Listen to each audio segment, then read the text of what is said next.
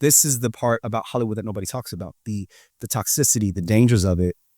And so again, yes, I look successful, I look happy, but all this stuff happening in the background that we're not really discussing at work, we're not trying to come up with a solution. All these beautiful Black people that have given their time and energy and creativity and not being paid, it started to feel kind of dirty.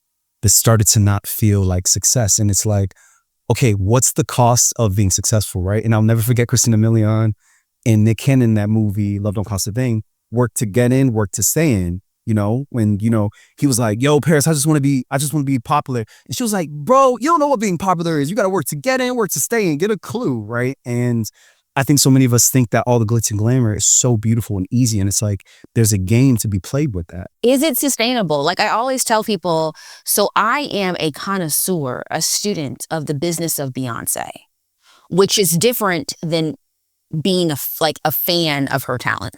I think Beyonce, the business of Beyonce is a masterclass. And I would argue that some parts of the strategic decisions that she and her team have made have possibly been to protect her peace from a lot of that. Because notice how she comes in and does her thing. Beyonce goes home. I don't do interviews. I don't sit with y'all no more. I think one of the last interviews she did, it was literally a written interview. And part of me, in my spirit, I was like, how much y'all want to bet?